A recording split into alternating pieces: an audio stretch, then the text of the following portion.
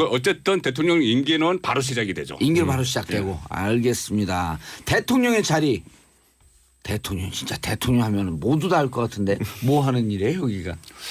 일단 어떤 쉽게 얘기할 수 없는 자리네 진짜. 쉽게 얘기할 수 없죠. 예. 지금 일단은 그 참모들은 그런 이야기를 합니다. 그 자기 대통령들 뭐 어떤 자리냐 뭐 이야기하면은 참모들은 항상 그런 이야기해요.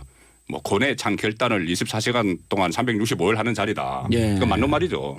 어떤 최종적인 정책 결정은 그러네. 대통령이 해야 되는 엄중한 자리예요. 엄중합니다. 예. 거기다가 이번에는 박근혜 전 대통령 탄핵 사태를 보면서 대통령의 어떤 도덕성 또 국민에 대한 신뢰성 이런 것도 상당히 중요한 요건이 됐죠. 그러니까요. 예, 이번에 헌재 결정문을 보면은 어떤 뭐 증거를 은폐하려고 했던 이런 부분까지 다 하는 사유가 됐거든요. 그랬죠. 그러니까 그런 높은 도덕성이 요구가 됐고, 그런데 실제로 제가 볼 때는 대통령이 굉장히 외로운 자리예요.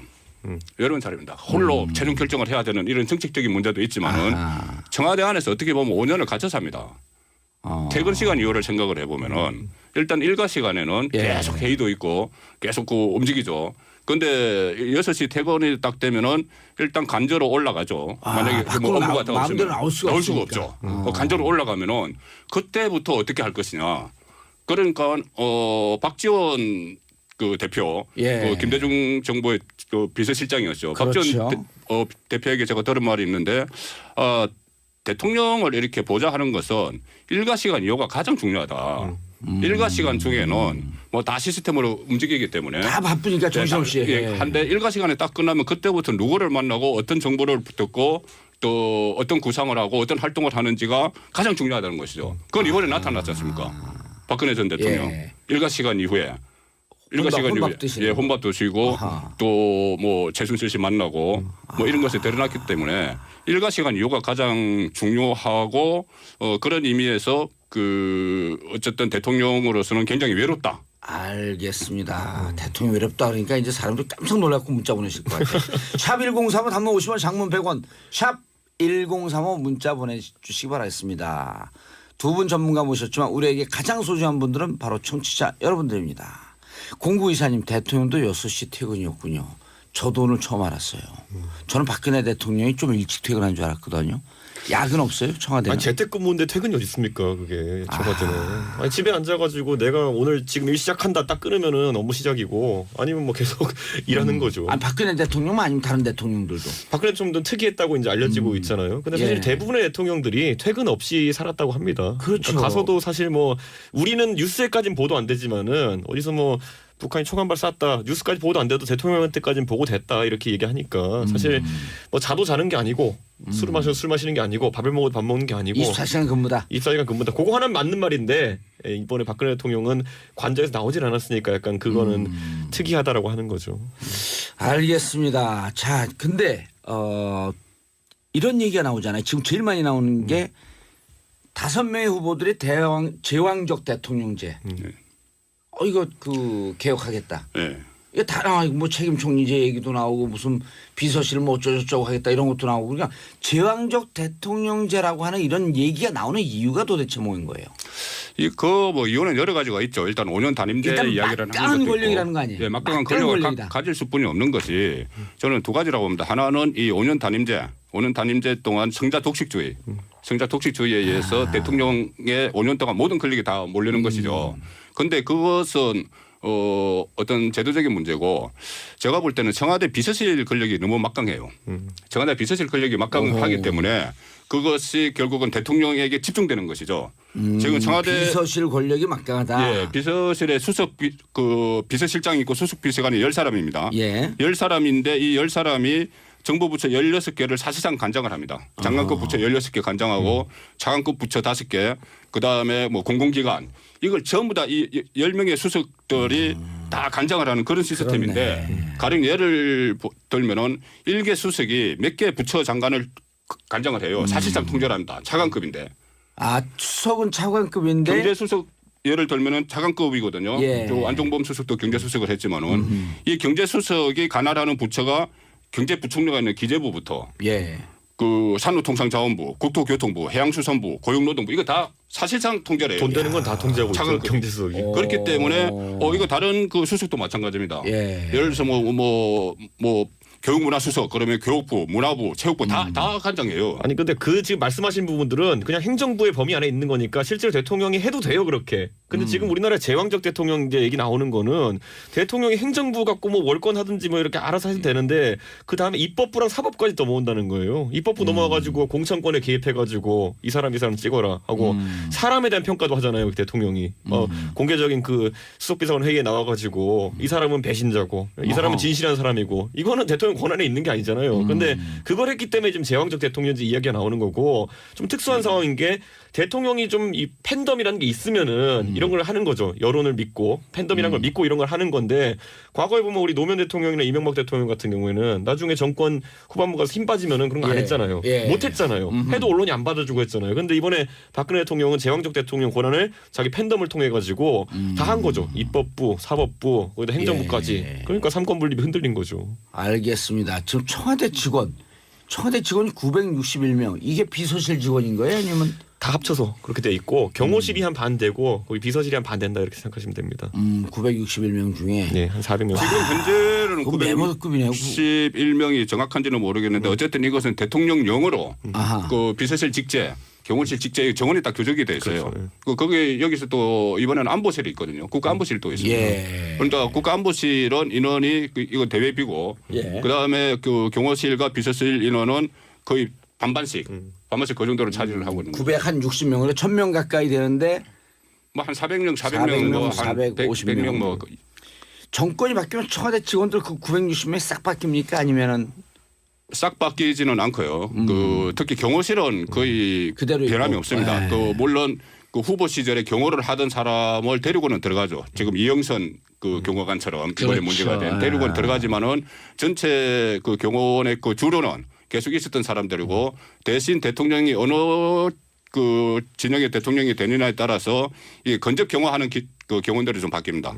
건접 경호원들이 바뀌고 또 내근으로 돌아가고 이런 경우는 있죠. 그러니까 그 한 400명 중에서 그대로 있으면서 경호실은 그러면서 이제 예를 들어 전임 대통령의 호위무사처럼 경호를 했던, 근접했던 그렇죠. 사람들이 했던 사람들은 그대로 내근으로 할 수도 있고 아니면 바뀔 수도 있고. 바뀔 수도 있고 좀 뭐 있는 그대로 말씀드리면 그 고향 따라서 그런 경우가 많이 있습니다. 예, 아무래도 그 서로 어떤 뭐 동질감을 아니 예를 들어 느끼는 그 후보가 영남 후보예요. 그러니까 그럼 경상도 사람은 경호를 더 잘하나? 더 잘하기보다 어쨌든 그쪽에서 결혼 태권도 3단, 태권도 5단 되나? 뭐 어쨌든 뭐 같은 고향이니까 예. 어쨌든 고향이니까 좀 그래 영남도 마찬가지고 호남도 마찬가지예요. 아. 그런 경향이 있는 것이고 그런 분은 없죠. 혹시 이북 출신이면 그럼 그거는 뭐 경호실에 들어갈 때 어차피 다 검증은 다 된 거고요. 그리고 비서실 같은 경우는 이렇습니다. 저 딱 정권이 바뀌면은 어떤 기능직 그러니까 총무비서관 소속의 기능직 뭐 예. 전기를 하든가 시설을 하든가 이런 분들은 있어요. 그런데 그런 분들은 그게 얼마 안 됩니다. 예를 들어서 뭐 한 400명이라고 하면 그분들은 한 50명 정도 이 정도고 나머지는 정부 부처에서 파견되거나 아니면 대통령이 정치인 시절에 같이 했던 참모들 그런 분들은 100여 명도 안 될 거 아니에요? 아니요 거의 그것도 비율이 반반입니다. 우리가 400명 중에 우리가 널공 50 이렇게 하죠. 예? 널공 예. 늘 공무원이었던 늘공. 그러니까 예. 정부 부처에서 파견되는 청와대 참모 그건 늘공. 늘공 그다음에 의공 어쩌다 공무원이 된 보장하던 사람들 송무부장님 만든 거죠. 아닙니다. 그것은 뭐 간행적으로 기자들 사이에서 하는 이야기입니다. 늘공 어공. 예, 늘공 어공. 어쩌다 공무원이 그러니까 된. 어쩌다 공무원, 늘 공무원 예. 이 비율이 반반씩 처음에는 되는데 그럼 잠깐만. 청와대 정무수석이 돼요. 정무수석이 돼. 민정수석이 돼. 이건 별정직 공무원이 아니면 정규 공무원? 별정직이죠. 별정직 네, 되는 별정직이기 거죠? 때문에 어쩌다 공무원이 되는 그러니까 거죠. 어쩌다 공무원. 그러니까 별공 늘공 이렇게 하면 됐네. 그것도 뭐 괜찮은 걸로고. 그래서 이 처음에는 이게 어근간 널공이 반반 정도 딱 포진을 합니다. 정부 부처에서 온 사람들 또 뭐 검찰에서 온 사람도 있고 예. 그다음에 이게 정치권에서는 반반 정도 포진을 하는데 이게 갈수록 그 널공의 숫자가 늘어나요. 왜냐하면 어공들은 다시 정치권으로 막 돌아가고 선거 때 되면 출마를 나가고 이래가지고 원래 늘공이 많은 게 맞는 거 아니에요? 그게 정상이죠. 그러면 그리고 내가 전문성을 따지려면 그게 내가 정상이죠. 데리고 있었던 사람은 가급적 최소화시켜갖고 요소에만 있으면 되지. 어쨌든 공무원들이 전문성 있던 분들이 정부 부처에서 파견 나와서 그 일을 잘 오거나이즈 하면 되는 거 아닌가? 그런 그래서 참 부분은 이게 또 참 그게 특이한 게 정상인데 뭐냐면, 또 잠깐 살펴볼 부분은 어차피 대통령이 돼서 내가 내 국정 철학을 그대로 그 시행을 하고 하려면 예. 본인과 같이 정치 활동을 했던 사람들도 어느 일정 부분은 필요한 거죠. 있어요. 근데 그게 많은 필요가 더 있겠는 그 거예요. 반반 정도 되면 아니 안 되죠. 늙은은 솔직히 말하면은 계속 공무원 해야 되니까 솔직히 똑똑한 사람은 뭐 말도 안 되는 거 시키면은 까라문까 이런 게 안 통하잖아요. 네. 답답한 측면도 있고 지금 박근혜 정부 특징이 뭐냐면은 어공들은 하여튼 아까 본부장 말씀하셨지만 출마 스펙 만드는 게 목적이에요. 그러니까 출마 스펙 국회의원 출마 스펙이라는 거는 비서관 이상을 하면은 대부분 생긴다 보거든요. 그러니까 이번에 어공들을 상당 부분 비서관이 아니라 행정관급으로 배치했어요. 과거에 비서관급 하던 그렇죠. 사람들을. 예. 그래서 이번에 박근혜 정부는 출마 스펙을 안 만들어져 가지고 어공 비율이 끝까지 좀 유지가 됐거든요. 그러다 보니까 이런 국정농단 사태가 좀 취약한 분이 있었던 거고 늙공들 같은 경우에는 사실 출마 스펙보다는 빠른 승진이 목표잖아요. 보통 청와대 갔다 오면은 그렇죠. 한급 좀 한급수 띄워주잖아요. 예. 예, 그러니까 그런 차원에서 둘의 동상이몽이죠. 같이 안 들어가가지고. 아니 그 법무부 검찰 그 부장검사 뭐 이런 양반들도 청와대 파견 가려고 그렇게들 국회 파견 오려고 그러니까 보니까 요직이 청와대 파견, 국회 파견, 국정원 파견. 그런 청와대 갔다 오면 일단 한 계급들 다 승진하는 늙공도. 그렇죠. 저희들 그 행정부 같은 데 인사했을 때 예. 장차관급 인사하고 뭐 프로필을 보면은 청와대 파견이 한 번, 두 번은 다 있습니다. 오. 어떻게 보면 필수 코스가 되는 거죠. 장차관 올라오는 네, 분들. 장차관 그 임명이 돼서 프로필을 살펴보면은 하나의 그 필수 코스처럼 된 것인데 예. 그것이 그만큼 뭐 청와대가 컨트롤 타오고 뭐 이런 부분이 있기 때문인데 그런데 이번에는 청와대에 남아 있는 그 공무원들이 갈 곳을 못 찾아서 굉장히 왜요? 당황을 하고 왜? 있다. 대통령이 없는 상황이고 자기도 대통령 원래 없는 있던 공무원 원래 그게 돌아가면 있던 되잖아. 데서 그 과거 같으면은 꽂아주고 가야지. 전직 꽂아주고. 그렇죠. 아 대통령이 원래 꽂아주고 가는 게 원래 후임자를 그런 하고 자리인데. 후임자를 하고 네. 또 지금 대통령이 살아있는 대통령이라면은 그 청와대 파견했던 살긴 공무원이 살아 계세요. 감옥에 살고 계시죠. 그 권력이에요. 아, 권력으로 살아있는. 그 원래 부처로 복귀를 하면은 예. 지금 청와대와 소통이 잘 되잖아요. 그렇기 때문에 원래 부처에서 그 승진을 시켜서라도 오히려 데려가려고 데리고 와야지 자기들이 청와대 얘기 놓을 수 있는 라인이 라인이 만들어지는데. 만들어지는데 지금은 그 라인이 없어져 버렸기 때문에 사실 검찰 파견들도 지금 약간 골치 아픈 게 검찰 파견들도 원래 들어가면 민정수석실 보통 가잖아요. 예. 그러다 보면 공직기강 아니면 뭐 정보를 보통 일단 다루기 검찰 때문에. 출신들은 사표를 내고 간단 말이야. 그렇죠. 그럼 다시 복귀하는 케이스인데 복귀하면 이제 와서 받아줘가지고 요직으로 가는 게 당연한 것인 게 어쨌든 정보를 많이 취득하고 있으니까 유리하거든요. 그런데 이번에 그 정보를 갖고 있다는 거는 새 정부가 만약 정권 교체가 일어나면은 독이 되죠. 굉장히 위험한 사람으로 분류가 되죠. 그렇기 때문에 아마 한직으로 떠돌 가능성이 있고 그게 바로 과거에 우병우 수석이 한을 품게 된 계기 아닙니까 그런 게. 예. 자 대통령 돈 얘기를 안 할 수가 없잖아요. 청와대 특수활동비 이번에 그 심상정 후보가 이 공약을 냈는데 200억이 넘는 특수활동비를 폐지하겠다. 이 돈 설명 좀 해주세요. 근데 돈 정확히- 설명이지. 이 방송 듣던 사람들 돈 얘기면 눈이 번쩍하면 이게 도대체 뭔 돈이요 그러고. 그러니까 대통령의 연봉이 예. 2억 1천 정도 되는데 2억 1천만 원 정도 되는데 2억 1천만 원. 2억 1천만 원. 예, 2억 1천만 원 정도 됩니다. 그런데 무슨 또 특수활동비가 뭐 200억이 넘느냐 이렇게 이야기하는데 정확히 이야기하면은 대통령의 특수활동비라기보다는 예. 청와대 비서실과 경호실의 특수 업무 추진비입니다. 특수 업무 업무 추진비 추진비. 정식 명칭이. 예, 이것이 예. 그 양쪽 합하면 보통 해마다 조금씩 다르지만은 양쪽에서 260억 원 정도 되고 예. 그 중에서 경호실과 비서실이 거의 절반 정도입니다. 경호실 같은 경우는 올해 뭐 판공비라고 이렇게 이야기하는데 이게 124억이거든요. 124억. 이것을 그러면 어디 썼느냐? 대통령 혼자서 썼느냐?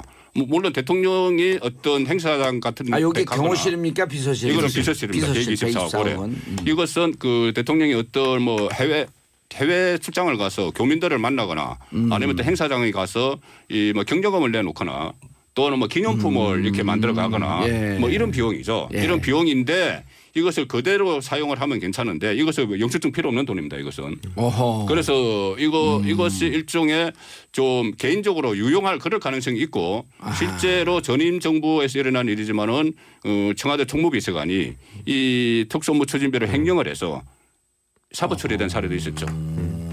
그리고 이번 정부에서 이제 박근혜 정부에서는 예. 과연 그 최순실이 의상실 가서 돈을 지급한 것이 예. 뭐 지금 사대에서 나왔냐, 아니면 이런 업무 추진비에서 나왔느냐, 아니면 최순실 준 뇌물이냐, 이것 때문에 말이 많았던 것처럼. 근데 용처 확인이 안 되잖아요, 이게 지금 보면은. 그래서 이게 계속 이제 뭐 비리의 원상이라든지 아니면 불투명한 청와대 예. 행정의 원인으로 지목되고 있기 때문에 심상정 후보가 이제 이거 없애겠다 한 건데 이거 없애긴 좀 힘들죠. 아니 이거 없애지 말고 이 그 용처를 정확하게 파악을 하면 되는 거 아니에요? 용처를 파악이 되는 내무상부에는 것은 그게 돼 있을 텐데. 그 용처가 파악되는 것은 그 국가 예산, 되나? 국가 예산이죠. 예산을 그러니까 국회에서 다 승인을 받아야 되는 거예요. 승인을 받아야 되는데 이것은 이건 좀 통으로만 승인을 받는 거죠? 총액으로만 총액만 승인을 딱 받기 때문에 이것은 그러니까 예를 들어서 국정원이 전체 우리나라 그 특수 업무 추진비가 연간 한 8천억, 9천억 되는데 국정원이 그중에 한 절반 가량을 사용해요. 다시 뭐가 9천억이요? 특수 업무 추진비. 특수 업무 그러니까 추진비가 행정부 쓰는 그 총 비용이 우리나라 저기 정부에서 쓰는 총 비용이 정부 8천억 연간 8천억 내지 9천억 원 됩니다. 예. 그런데 그 중에서 4천억 내지 4,500억 정도 그러니까 절반 정도가 국정원에서 사용을 하죠. 그런데 국정원에서 사용을 하는데 나머지 4천억 원이요. 나머지 4천억 뭐 검찰, 경찰도 한 1,200억 쓰고 또 뭐 외교관 그렇죠. 뭐 여러 군데 있습니다. 아 그게 이제 어디 뭐 경찰서장, 경찰총 뭐 총경 이런 사람들 갖고 금일봉 주는 것도 거기에 그런 데 포함되는 거예요? 이제 포괄적인 그런 돈이겠죠. 그러니까 보면은 국정원, 경찰 이런 것들 다 정보기관 아닙니까? 예. 정보기관들이 정보 취득 활동에 쓰는 거는 사실 하다 어떤 일이 튀어나올지도 모르니까 특수 업무 많이 잡아놓은 추진비가 거죠. 거기에 포함이 돼 있는데 국정원이 4천억? 이게 늘 문제가 됐던 돈 아니에요? 이런 문제가 됐죠. 그런데 이것도 어쨌든 대통령이 관여할 수 있나? 그것은 공식적으로는 못하죠. 공식적으로는 못. 아니 공식적으로 못한 얘기를 여기 와서 해지게 내면 되는 거지. 그러니까 어떤 돈의 성격이 뭐 할 때는 있겠죠. 이게 옛날에 뭐 통치자금이니 뭐니 이런 얘기도 있었잖아요. 옛날에는 통치자금이었죠. 그렇죠. 옛날에 통치자금은 그 요돈 이외에 또 있는 거예요? 국고에서 오는 게 아니고 예. 그것은 대기업이나 이런 데서 기업인들에게서 받은 것이고 예. 이것은 아니, 그 지금은 그 특수활동비는 국고입니다. 통치자금이 미래재단과 K스포츠 재단으로 들어가 있잖아요. 지금은 기업에서 받았으면. 그 앞으로 재판부에서 판단할 문제. 다 돌려준대잖아요. 그런데 삼성 거 빼고는. 예. 자 대통령의 동선. 야 근데 진짜 밤에 그 안에만 있어요? 6시 퇴근하면? 그러니까 그 대통령마다 다르죠. 예. 대통령마다 다릅니다. 그러니까 전임 대통령 이명박 전 대통령 같은 경우는 이 엄청 다녔잖아요. 예. 그렇죠. 그 밖으로 이제 다니는 것도 어떤 공식적인 행사 이거 외에는 밖에 나오기가 어렵죠. 어떤 그 기념식이 열린다든가 예. 이런 거 외에는 그러니까 아까 뭐 퇴근 시간이 일정하게 없다고 하지만 어쨌든 참모들이 6시까지 근무를 하는 걸로 돼 있기 때문에 기본적으로 그 이후는 이제 퇴근이라고 보면은 일단은 가끔 가다가 본인이 정치인 시절에 있었던 그 단골집, 예. 음식집 이런 데 가는 경우가 있어요. 그 경호를 그렇게 강하게 안 하고 단골집 그러니까 진짜 감이 안 와. 단골 술집. 밥집. 포장마차. 예, 밥집. 그리고 또 대통령에 따라서 이명박 전 대통령 같은 예. 경우는 이 저녁에 퇴근해서 별다른 일이 없으면 그 현역 국회의원들, 여당 국회의원들을 이렇게 부릅니다. 그러니까 청와대에서 그래서 그렇게 하는 불러서. 건데 예, 어찌 거기서 보면. 서로 예. 이야기도 하고 술도 한잔 하고 이렇게 하는데 예. 박근혜 전 대통령은 또 여성 대통령이라는 이런 그 특징도 있었기 때문에 그런 퇴근 시간 이후에 어떤 정치권과 이렇게 접촉, 소통 예. 이것을 하기가 어렵고 거기에 최순실 씨가 장악을 해버린 거죠. 알겠습니다. 1198님 청와대 안에 목욕탕이랑 세탁소 같은 것도 다 있는 거예요. 제가 잘 모르는데 나도. 목욕탕이 있습니다. 예, 사우나 다- 있고 다 있고. 바깥 출입을 잘 안 한다고 하니 이런 거 어떻게 해결하나. 세탁소도 있어요. 세탁소는 없을 거 아니야. 세탁소 이거 담당하는 사람이 있을 텐데. 세탁해주는 분이 당연히 있는 거고. 그렇지. 네, 영화 뭐 효자동 이발사 이런 거 보셔도 알겠지만은 안에 들어가서 머리도 깎고 합니다 보면은. 예. 그런데 사실 대통령의 이 통치하는 데 있어서 이런 거 내부 사정 같은 거는 예. 대통령 집권할 때마다 너무 많이 바뀐다는 거예요. 아 그래요? 예, 집권할 때마다 다 관심사를 두고 있는 것들이 있고 어떤 사람은 골프 연습장을 설치하기도 하고 어떤 사람은 테니스 코트를 설치하기도 하고 그렇죠. 테니스 각자 코트 즐기는 설치한 분은 누군지 알겠네. 테니스 광 하나 예. 있으시죠. 예. 그리고 또 예를 들어 아까 경호에 대한 부분도 밖에 나가는 것도 예. 과거에 노태우 대통령 같은 경우는 골프 치러 밖에 자주 나가셨다 그러더라고요. 그래요? 네. 그래서 육사 골프장을 많이 갔다 그러더라고. 아니요 일반 골프장도 많이 가가지고 일반도? 그때 아하. 경호실이 가지고 있던 특수 기술 중에 하나가 뭐냐면은 대통령이 골프장에 온 거예요. 근데 또 골프장을 전체를 통제하지 않고 대통령이 안 보이게 하는 기술. 와. 그러니까 앞뒤로 뭐 두 호를 통제한다든지 이런 것들. 아하. 예전에는 처음에는 다 통제했대요. 전체를 다. 그때 예. 항의가 너무 많아가지고 뭐 그런 기술. 그러니까 경호실들도 대통령 동선이나 아니면 이런 스타일에 따라 가지고 경호 기술만 달라진다 하더라고요. 예. 해외 같은 경우는 미국, 프랑스는 대통령 스케줄 상세하게 공개되는데 우리나라 이것도 국가기밀처럼 취급되는 듯 했는데 시간이 다 돼. 네. 간단히 설명해 주시죠, 이거. 아, 뭐 일정을 상세하게 공개 안 하는지. 일단은 미리 공개하면은 경호상의 문제가 생깁니다.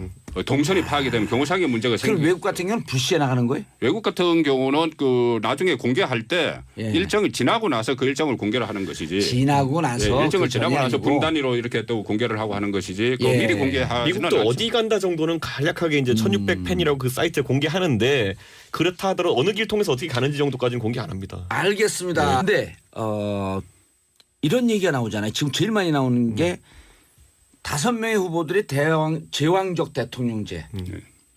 이거 그 개혁하겠다. 예. 이거 다 나와. 뭐 책임 총리제 얘기도 나오고 무슨 비서실 뭐 어쩌고저쩌고 하겠다 이런 것도 나오고 그러니까 제왕적 대통령제라고 하는 이런 얘기가 나오는 이유가 도대체 뭐인 거예요? 뭐 이유는 여러 가지가 있죠. 일단 5년 단임제 일단 이야기를 막강한 하는 것도 권력이라는 있고. 거 아니에요? 예, 막강한 막강한 권력을 권력이다. 가질 수뿐이 없는 것이 저는 두 가지라고 봅니다. 하나는 이 5년 단임제 동안 성자 독식주의에 의해서 대통령의 5년 동안 모든 권력이 다 몰리는 것이죠. 그런데 그것은 어떤 제도적인 문제고 제가 볼 때는 청와대 비서실 권력이 너무 막강해요. 청와대 비서실 권력이 막강하기 때문에 그것이 결국은 대통령에게 집중되는 것이죠. 지금 청와대 비서실 권력이 막강하다. 예, 비서실에 비서실장이 있고 수석 비서관이 10사람입니다. 예. 10사람인데 이 10사람이 정부 부처 16개를 사실상 관장을 합니다. 장관급 부처 16개 관장하고 차관급 부처 5개 그다음에 뭐 공공기관 이걸 전부 다 이 10명의 수석들이 다 관장을 하는 그런 시스템인데 가령 예를 들면은 1개 수석이 몇 개 부처 장관을 관장을 해요. 사실상 통제를 합니다. 차관급인데. 수석은 차관급인데 경제수석 예를 들면은 차관급이거든요. 예. 또 안종범 수석도 경제수석을 했지만은 이 경제수석이 관할하는 부처가 경제부총리가 있는 기재부부터 예. 그 산업통상자원부, 국토교통부, 해양수산부, 고용노동부 이거 다 사실상 통제를 해요. 돈 되는 일과 시간 중에는 뭐 다 시스템으로 움직이기 때문에 다 바쁘니까 정신없이. 예, 한데 일과 시간에 딱 끝나면 그때부터 누구를 만나고 어떤 정보를 듣고 또 어떤 구상을 하고 어떤 활동을 하는지가 가장 중요하다는 것이죠. 그건 이번에 나타났지 않습니까?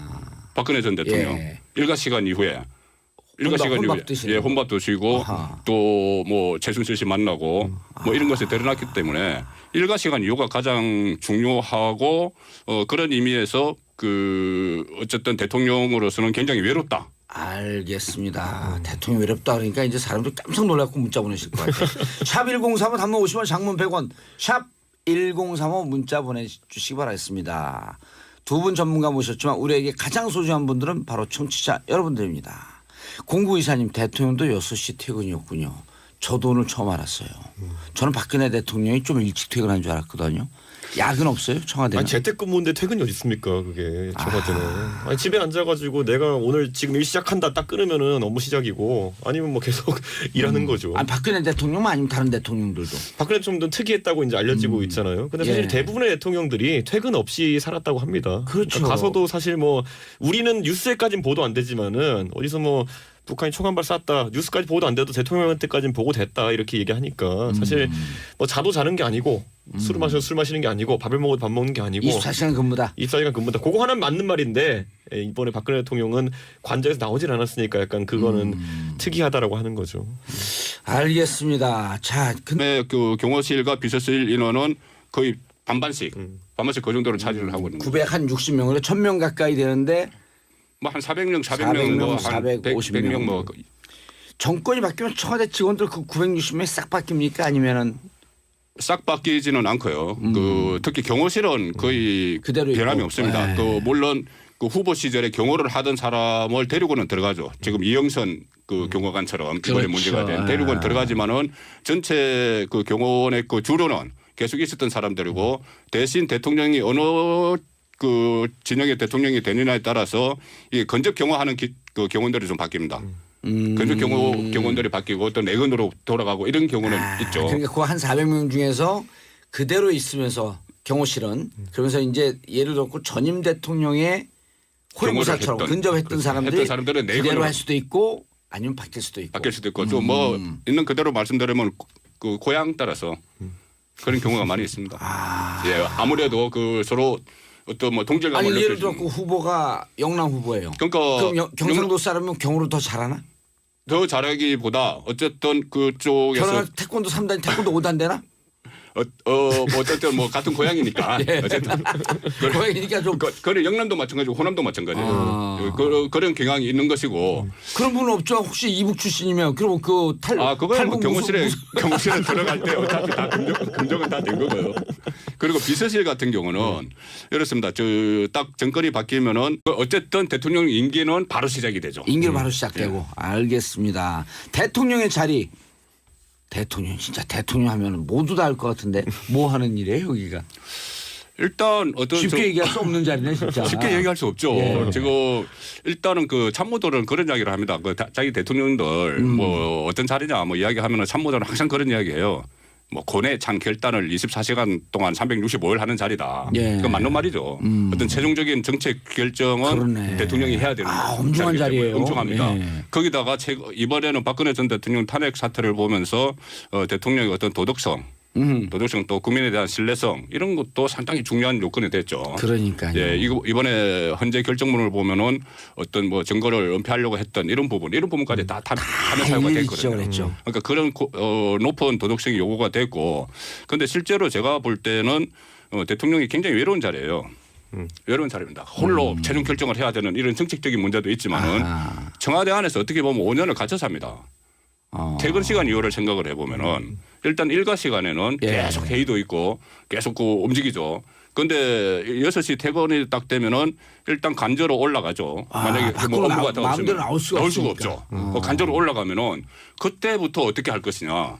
그러니까 박지원 그 대표, 예. 김대중 정부의 그 비서실장이었죠. 그렇죠. 박지원 대표에게 제가 들은 말이 있는데 대통령을 이렇게 보좌하는 것은 일과 시간 이후가 가장 중요하다. 그건 다 통제하고 있죠. 경제수석이. 그렇기 때문에 이거 다른 그 수석도 마찬가지입니다. 예. 예를 들어서 뭐 교육문화수석 그러면 교육부, 문화부, 체육부 다 관장이에요. 아니 근데 그 지금 말씀하신 부분들은 그냥 행정부의 범위 안에 있는 거니까 실제로 대통령이 해도 돼요 그렇게. 근데 지금 우리나라 제왕적 대통령 이제 얘기 나오는 거는 대통령이 행정부 갖고 뭐 월권 하든지 뭐 이렇게 알아서 해도 되는데 그 다음에 입법부랑 사법까지 넘어온다는 거예요. 입법부 넘어와가지고 공천권에 개입해가지고 이 사람 찍어라 하고 사람에 대한 평가도 하잖아요 그 대통령이. 공개적인 그 수석비서관 회의에 나와가지고 이 사람은 배신자고 이 사람은 진실한 사람이고 이거는 대통령 권한에 있는 게 아니잖아요. 근데 그걸 했기 때문에 지금 제왕적 대통령제 이야기가 나오는 거고 좀 특수한 상황인 게 대통령이 좀 이 팬덤이라는 게 있으면은 이런 걸 하는 거죠. 여론을 믿고 팬덤이라는 걸 믿고 이런 걸 하는 건데 과거에 보면 우리 노무현 대통령이나 이명박 대통령 같은 경우에는 나중에 정권 후반부가 힘 빠지면은 그런 거 안 예. 했잖아요. 예. 못 했잖아요. 해도 언론이 안 받아주고 했잖아요. 근데 이번에 박근혜 대통령은 제왕적 대통령 권한을 자기 팬덤을 통해 가지고 다 한 거죠. 입법부, 사법부, 거기다 행정부까지. 예. 그러니까 삼권 분립이 흔들린 거죠. 알겠습니다. 지금 청와대 직원이 961명. 이게 비서실 직원인 거예요? 아니면 다 합쳐서 그렇게 돼 있고 경호실이 한 반 되고 거기 비서실이 한 반 된다 이렇게 생각하시면 됩니다. 961명 중에 네, 한 400명. 지금 현재는 그건 메모급이네요. 961명이 정확한지는 모르겠는데 어쨌든 이것은 대통령령으로 아하. 그 비서실 직제, 경호실 직제 정원이 딱 교정이 돼 있어요. 그렇죠. 거기 여기서 또 이번에는 안보실이 있거든요. 국가안보실도 있습니다. 예. 그러니까 국가안보실은 인원이 이거 대외비고 예. 그다음